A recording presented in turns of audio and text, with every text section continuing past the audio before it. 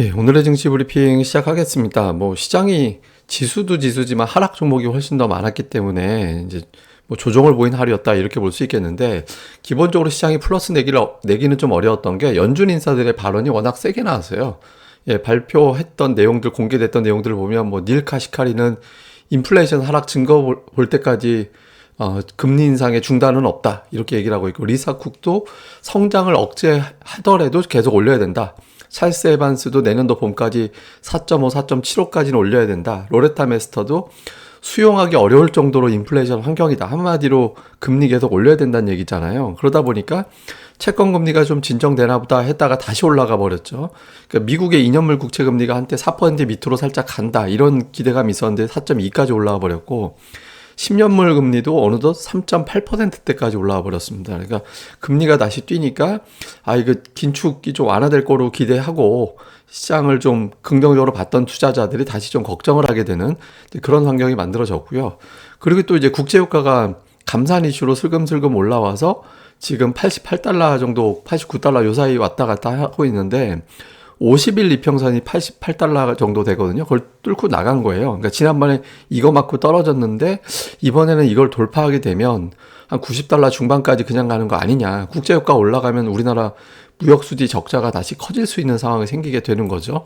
그리고 연준 인사들이 발언을 또 세게 하니까 달러 인덱스도 최근에 이제 110 정도 가는 분위기에서 112로 다시 올라갔고, 이게 제가 계속 말씀드리지만 달러 인덱스는 115, 116이 되게 중요한 자리입니다. 그래서 어쨌든 금리 올라가고 달러 인덱스 올라가고, 그러니까 이런 환경 만들어지면서 기본적으로 시장이 올라가기는 좀 쉽지 않은 그런 상황이었고, 여기에 이제 삼성전자 잠정 실적 나왔잖아요. 나왔는데 예상보다 안 좋게 나왔죠.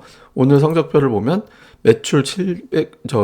매출하고 영업이익을 이렇게 보면은 76조에 10조 8천억 정도 나왔는데, 이게 예상치가 78조 원의 이익은 11조 8천억 정도였어요. 그러니까 쇼크라고 할 정도는 사실 아니지만 그래도 삼성전자가 보통 예상했던 것보다는 숫자가 잘 나오는 경우가 대부분이었거든요. 그러니까 이게 좀 안 좋게 나오면 이제 4분기, 내년도 1분기까지 실적 추정치도 하향하게 되는 그런 상황이 생길 수 있잖아요. 그래서 초반에 삼성전자, SK하이닉스가 1% 넘게 빠지면서 아직 조금 더 고전하겠구나 이런 걱정을 좀 초래하게 됐죠. 근데 다만 이미 실적이 하향 쪽으로 바뀌고 있다라는 건 알고 있으니까 1, 2조 덜 나오는 게 중요한 게 아니라 반전이 내년도 하반기에 정말 나올 거냐, 여기에 이제 관심을 갖기 시작했거든요. 그래서 근데 최근에 이제 증권사들이라든가 해외 쪽에서 계속해서 내년도에 바닥을 칠 거야, 이런 어떤 분석들이 자꾸 나오다 보니까 초반에 빠졌을 때 또 기회로 매수가 들어오는 그런 환경이 만들어졌고, 또 오늘 로이터 보도에 나온 거 삼성전자, SK하이닉스가 그러니까 중국에 지금 반도체 공급 못하도록 규제가 되고 있는 상황인데, 한국 기업들은 그 규제에서 피할 것 같다. 그 규제를 이제 건당 허가를 해줄 것 같다. 그러니까 이제 중국의 반도체 기업만 규제를 하고, 이제 해외 다른 기업은 우리나라 삼성전자, SK하이닉스 얘기하겠죠. 그래서 이 기업들은 이제 건당 이제 승인을 해줘가지고 좀 유연하게 풀어줄 것 같다더라. 이런 내용들도 전해졌거든요. 그래서 실적 바닥론과 중국에서의 어떤 반도체 생산이 어느 정도는 지탱이 될 것 같다라는 이제 해석이 나오면서 이제 주가는 좀 회복세를 보이는 그런 움직임으로 바뀌었습니다.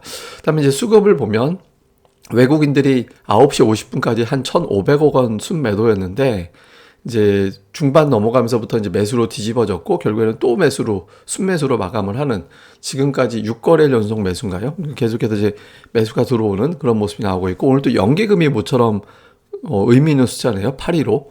그러니까 815억 원 정도 이제 매수가 들어왔습니다. 종목으로 보면 삼성전자, SK하이닉스가 이제 1, 2위예요. 우선주도 같이 매수가 들어와서 삼성전자 이제 우선주 포함을 해가지고 한 1,500억 원 정도가 삼성전자, SK하이닉스에 들어가 있거든요. 근데 최근에 추이를 보면 삼성전자 5거래일 연속해서 외국인들 매수, 이거 아마 찾아봐야 알겠지만 되게 오래간만일 겁니다.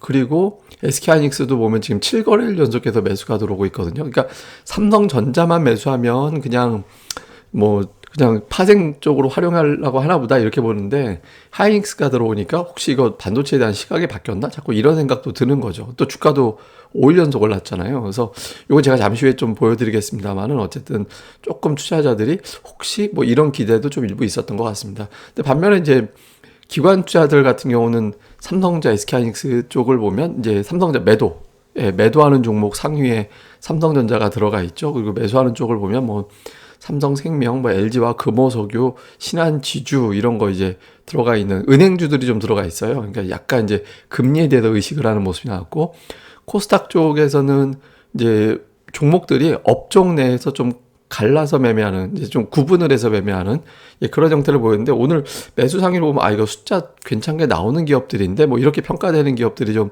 포진이 많이 돼 있었거든요. 그래서 물론 뭐 실적 좋은 종목들만 당연히 매매를 하겠죠. 근데 그런 게 좀 특징적이었고, 기관 같은 경우는 2차 전지 매수가 좀 들어가 있었고, 그 아래 이제 약간 이녹스 첨단 소재, 뭐 심텍, PSK, 하나기술, STI, 뭐 하여튼 이런 어떤 IT 계열의 종목들이 좀 포진되어 있는 게 약간의 어떤 특징, 이렇게 보면 되겠고요. 그다음에 반면에 엔터, JYP라든가 오늘 엔터주 좀 많이 빠졌잖아요. 그래서 엔터주들은 좀 매도로 또 바뀌는 그런 형태를 보였습니다.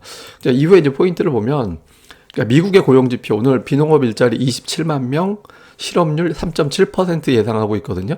근데 이제 JP모건인가에서는 이게 10만 명 나오면 급격하게 연준 피봇 기대감이 나올 수도 있다. 근데 과연 그렇게 나올까? 뭐 이렇게 했는데 어쨌든 기준은 이겁니다. 근데 이거보다 이제 나쁘게 나오면 시장에서는 긍정적으로 받아들일 거예요.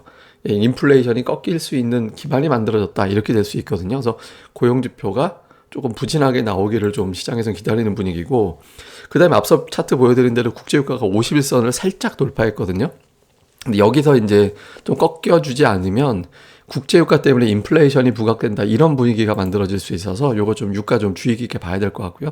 그다음에 삼성전자 실적에 대한 평가, 이게 이제 지금은 아직까지는 나쁘진 않은데 이미 반영됐다라는 재료 정도로 보고 있어서 나쁘다라고 보기는 어려운데, 이거는 이제 오늘 봐서는 모르고요. 그러니까 다음 주 화요일에 우리 증시 개장했을 때 그때 이제 수급이 충분한 검토를 끝내고 나서 나오는 거니까 그때 가서 한 번 더 봐야 될 것 같습니다. 그리고 오늘 특징적으로 항공, PCB, 보험 이런 종목들이 올라갔는데, 또 반대되는 특징주가 카카오, 네이버, 아니면 뭐 SL이라든가 아니면 하이브, 하여튼 이런 종목들이 하락폭이 되게 컸거든요. 그러니까 이게 좀 재료에 대비 시장이 좀 과격하게 반응하는 측면이 있어요. 그러니까 투자 심리가 그만큼 불안정하다는 게 하나가 있고, 또 하나는 주식시장의 자금이 충분하지 않다라는 걸 의미하는 거거든요. 그러니까 팔아서 넘어가야지 뭐 이런 게 좀 있다라는 거니까 아직까지 시장이 깔끔하게 안정적으로 정돈되지는 않았다. 요것도 좀 주의 깊게 봐야 될 것 같습니다.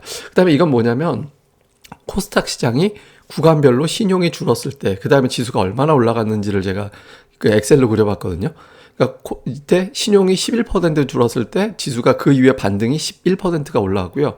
이때 신용이 14% 줄었을 때 지수가 12% 올라갔고, 이때는 신용이 21% 줄었을 때 16% 지수가 올라갔거든요. 지금 한 18% 정도 신용이 줄었어요. 지수 반등은 한 4, 5% 정도 나갔거든요. 그래서 조금 올라갈 여지는 좀 있어 보이긴 합니다. 근데 코스닥이 지금 잘 보면 방향이 없어요. 이게 잘 보시면 이틀 연속 올라간 게 없어요. 홀짝홀짝이에요. 계속 9월 26일 이후에 빠지고 오르고 어쨌든 그러고 나서 기껏 지그재그 움직여놓고 올라간 건 6포인트밖에 안 돼요. 그러니까 시장이, 제가 이걸 왜 보여드리냐면, 이런 상태에서 지수는 이 모양인데 종목들이 되게 괜찮아지는 종목들이 있거든요. 그러니까 그런 종목들이 좋은 주식, 센 주식이니까 그런 종목들이 뭔지, 수급이 요새 좋아지는 종목들이 뭔지 이런 것들을 좀 잘 찾아보시고요. 그 다음에 또 하나는 딱 차트 보면 이게 뭐 얘기하는지 알겠다 느낌이 오실 건데, 하이닉스 61선입니다. 이게 올해 들어서 정말 처절하게 저항대로 작용하고 있는 거거든요. 이거 돌파하지 않으면 그냥 기술적 반등이에요. 그러니까 아직은 이제 기술적 반등이다. 그러니까 저거 돌파해야 찐이다. 이렇게 봐야 되기 때문에 다음 주가 되게 중요한, CPI도 있고 만기도 있고 저 61선도 있으니까 다음 주에 저걸 과연 돌파시킬 정도로 외국인들이 연속적으로 움직여 줄 거냐, 다음 주에 최대 격전이 시작된다.